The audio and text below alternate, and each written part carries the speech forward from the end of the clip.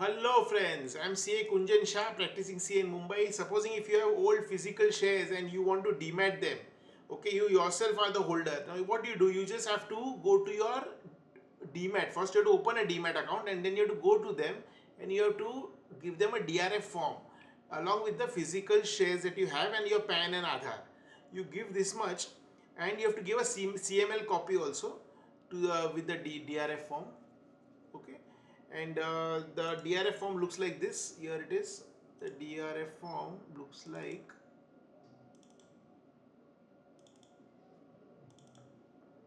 this one. Once you submit this DRF form, they will give you an acknowledgement that the shares are surrendered for demat. That they should write down that they are surrendered for demat. Now here you just have a signature and all that. There's the KYC is there and the shares ka detail is there. This is just a client ID which your DP will give you. Now what is this? Now what is this? It's this serial number will be pre-printed. You don't have to bother about it. Date you can write down the date of going to the filing the DRF form. Now you have to write the share as per the share certificate. You have to write the details here. The quantity, the the face value, the ISI and the DP will the demat people will give you, or you can find it online on the National Stock Exchange site. Okay. Now the details, how many shares are there, the share certificate number and the folio number will be written in the share certificate. How many quantity is there? Total there will be one or two share certificate, whatever. They may have many shares. In each certificate may have multiple shares. Now if you see this form, the signature will be of the ones who hold the shares. Okay, and of course they are going to the demat to get them into demat. So they are not so very much they are very much happy and alive, and they are going and themselves they want to claim the shares as the owner, and so that in their account, the demat account, the shares will come. Now this is a very simple case. The DRF form will be of course accepted, and then it will be credited. The shares will be credited into a demat account. Now along with this DRF, you have to give one form. It's called the ISR. Generally you have to give two forms. One is the ISR 1 and ISR 2. Now what is ISR 1? It's just the KYC. That is your email ID, phone number and all that. Okay, the bank details and all. Okay, so this is what the ISR one form. Now this ISR one will have the attachment of your Aadhaar and PAN and your KYC. So the addresses should match. Because it's been many years, therefore the addresses have to be updated. So ISR 1 form has to go, and the main is the ISR 2 form, which is a banker certificate. The banker certificate. Now if you see, the banker will sign on this, that this is the person who is their customer, and they want to and they identify with the customer signature.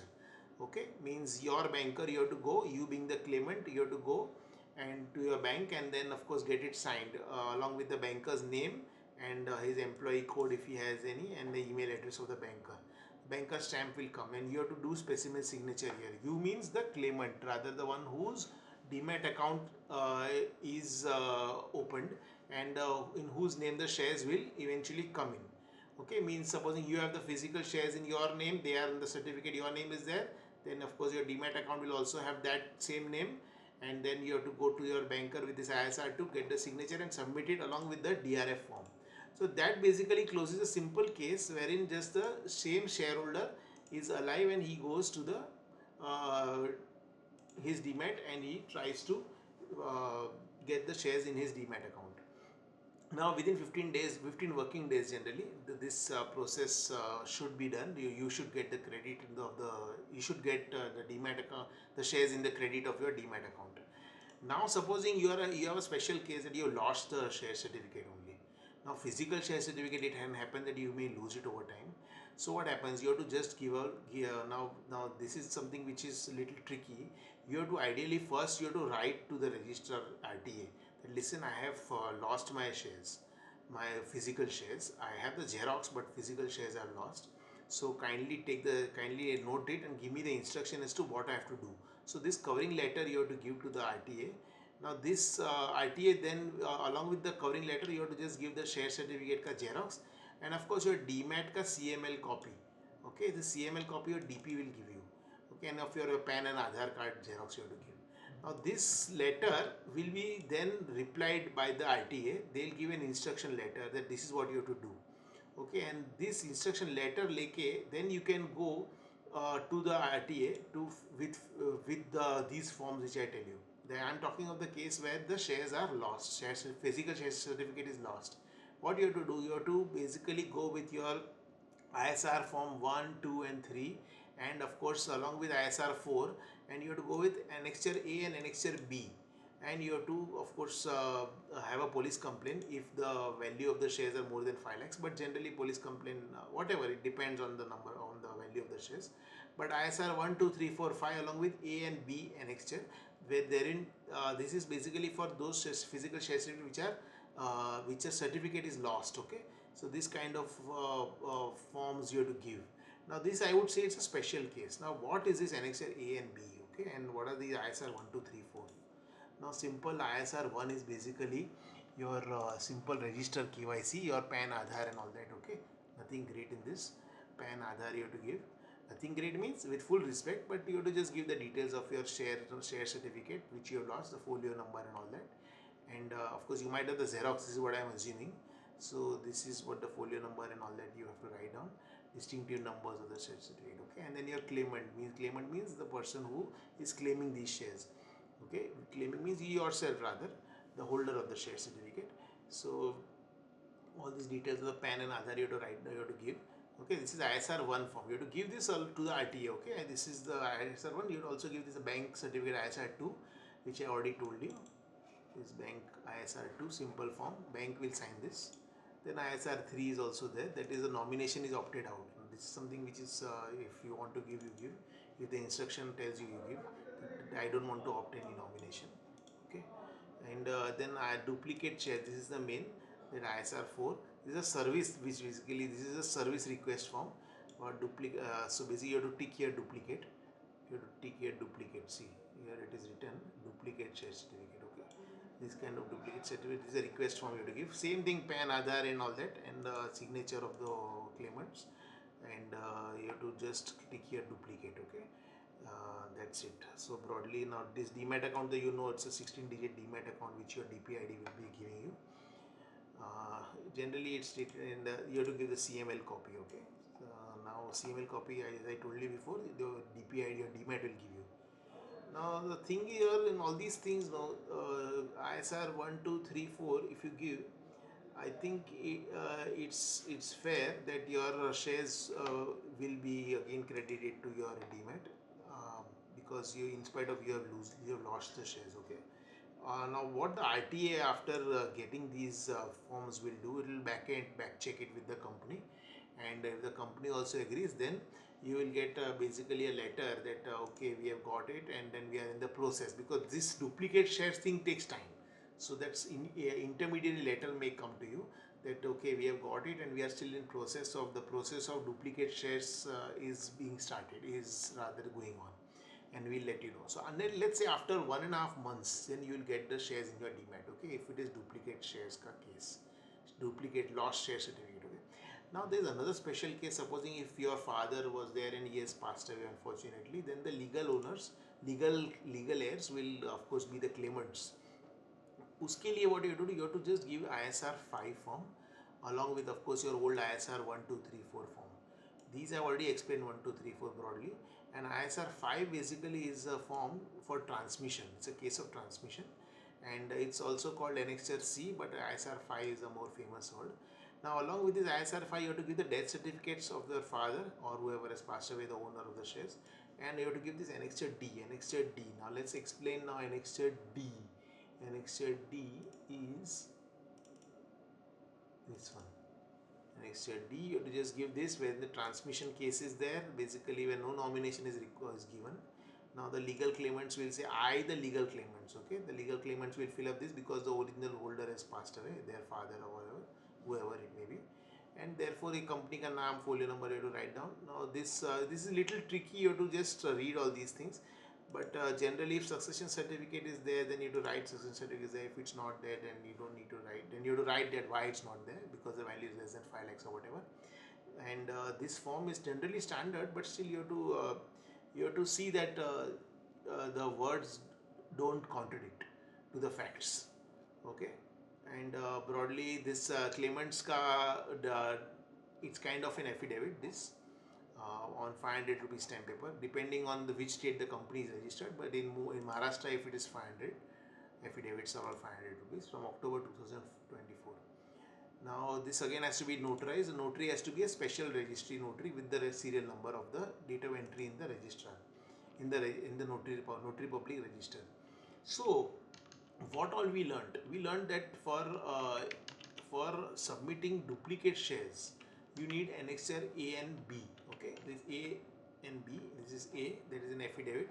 Again, you have to write the share certificate that what you had, xerox of share certificate if you have, you enclose it, and you have to write the folio number and all that.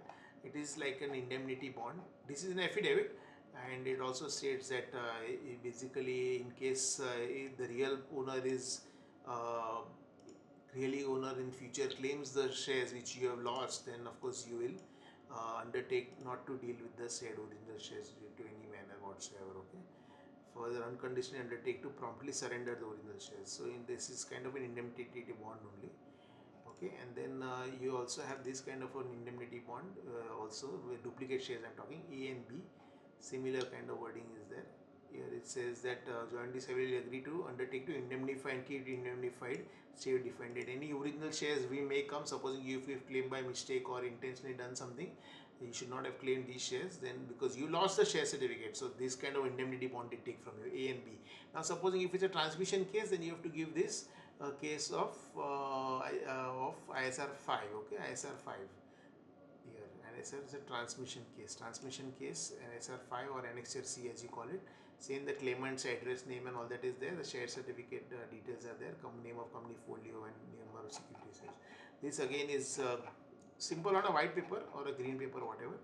No need to do anything notary or anything in this. On ISR form, no notary is required.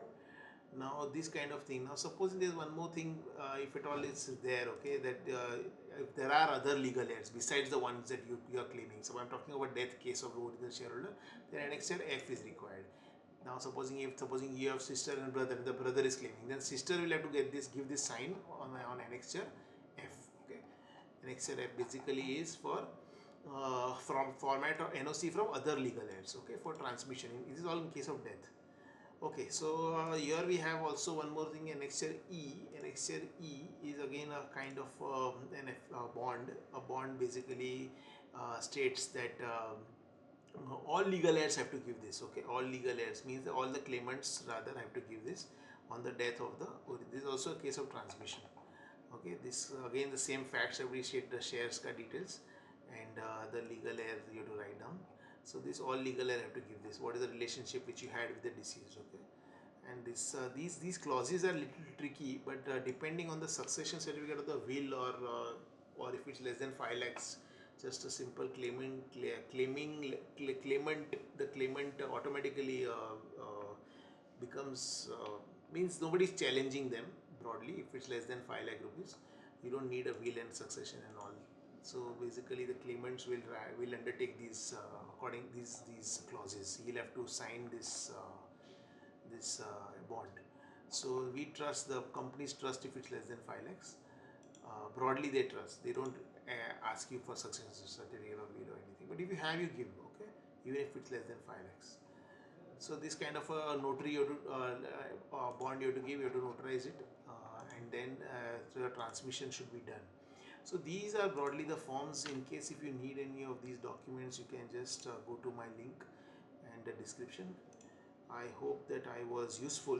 What I feel out of experience is that the mistakes generally are in spelling mistake, and supposing the name has changed, or supposing if that is there, then you just need a given affidavit that listen, the name was this earlier because he was old and there was this special Shri written in the name and all. So then you have to just give an affidavit that my father was known as Shri Naresh. Then you have to just write the real name is just Naresh as stated in the share certificate. So like that, simple objections come. Supposing the documents are under stamped, that if it is 100 rupees affidavit was stamped, then you have to do it 500. This kind of objections come. Sometimes the objections also come wherein the ISR forms are not very clearly filled up. You're not writing the email ID of the banker, or you're not written your email ID, your phone number is not written. They are very particular, these small things. So broadly ISR 12345 along with these annexures and DRF form you have to give to your RTA, and the RTA will then in 15 working days after everything is proper, all the objections are clear, generally they would credit it in your demat account.